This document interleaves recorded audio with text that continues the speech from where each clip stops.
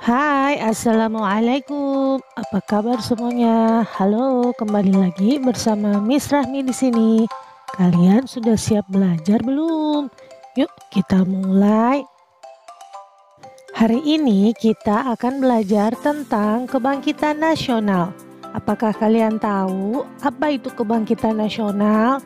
Kebangkitan nasional adalah sistem perjuangan baru sebagai usaha untuk melawan penjajah dengan menggunakan kekuatan organisasi.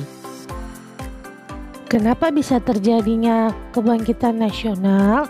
Latar belakang kebangkitan nasional adalah kegagalan perjuangan bangsa Indonesia dalam melawan penjajah. Berdasarkan pengalaman tersebut, kaum terpelajar ingin berjuang dengan cara yang lebih modern, yaitu menggunakan kekuatan organisasi. Lahirnya organisasi-organisasi tersebut menandai lahirnya masa pergerakan nasional. Latar belakang itu sama juga dengan penyebab. Nah, kalian sudah tahu kan penyebabnya? Tapi kenapa ya kok bangsa Indonesia selalu gagal dalam mengusir penjajah pada zaman dulu? Karena ada berbagai faktor. Pertama, perjuangannya bersifat kedaerahan. Contohnya, ketika dia berjuang hanya di Pulau Jawa saja, sedangkan yang di Pulau Kalimantan tidak turut membantu, atau sebaliknya. Yang kedua, perlawanan tidak dilakukan secara serentak. Yang ketiga, masih bergantung pada pimpinan. Jika pimpinan tertangkap, perlawanan terhenti. Yang keempat, kalah dalam persenjataan. Zaman dulu persenjataan di Indonesia masih belum canggih. Nomor 5, Belanda menerapkan politik adu domba. Divide et impera, nama bahasa Belandanya. Nah, itu tadi penyebab kenapa Indonesia selalu gagal dalam mengusir penjajah. Dari sejarah tersebut, kita jadi tahu betapa pentingnya persatuan. Bersatu kita teguh, bercerai kita runtuh. Oleh karena itu, kita harus selalu menjaga persatuan dan kesatuan bangsa ya. Yuk, sama-sama kita harus menjaganya. Pergerakan nasional dibagi menjadi 3, yaitu masa awal pergerakan nasional, masa radikal, dan masa moderat. Perhatikan penjelasannya berikut ini ya. Masa awal pergerakan nasional terjadi pada tahun 1900-an. Pada masa ini, organisasi pergerakan mulai bermunculan. Dan yang paling modern yang pertama kali muncul di Indonesia yaitu Organisasi Budi Utomo.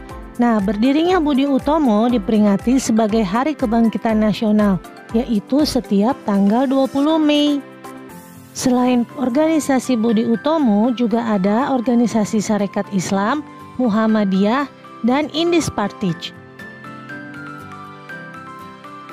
Selanjutnya, masa awal radikal terjadi pada tahun 1920 sampai 1927-an. Pada masa ini, perjuangan dilakukan bersifat radikal.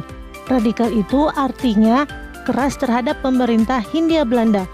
Pemerintah Hindia Belanda adalah pemerintah yang menjajah bangsa kita dahulu. Jadi, para pejuang bangsa kita menggunakan azas non-kooperatif atau tidak mau bekerja sama. Organisasi-organisasi yang bersifat radikal tersebut antara lain adalah Perhimpunan Indonesia atau PI, Nahdlatul Ulama atau NU, dan Partai Nasional Indonesia atau PNI. Kemudian masa moderat terjadi pada tahun 1930-an. Nah, sejak tahun 1930-an ini, organisasi-organisasi pergerakan Indonesia mengubah taktik perjuangannya. Mereka menggunakan taktik kooperatif yang berlawanan dengan yang radikal tadi ya. Kalau radikal tadi dia non-kooperatif. Jadi pada saat ini para pejuang bersedia bekerja sama dengan pemerintah Hindia Belanda. Contoh organisasi pada masa moderat adalah Partai Indonesia Raya atau Parindra, Gerakan Rakyat Indonesia atau Gerindo, dan Gabungan Politik Indonesia atau GAPI. Nah, kalian harus meneruskan perjuangan para pahlawan yang sudah berjasa untuk negara kita ya, dengan cara mengisi kemerdekaan dengan hal-hal yang positif. Oke, itu tadi materi pembelajaran kita hari ini. Terima kasih telah menyaksikan video ini sampai akhir. Sampai jumpa lagi dalam pembelajaran berikutnya ya. Bye-bye.